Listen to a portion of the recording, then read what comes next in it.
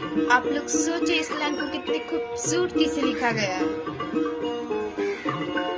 चादरा घारी जब देखले हो दीनानाथ, कौन संकट पड़ल तुहार।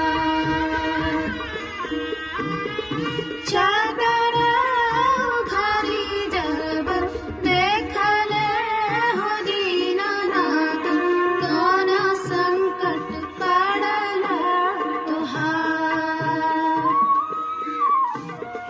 नैना संकट पड़ल मोरा हो दीनानाथ, ओहिला के बड़वा धैले खार।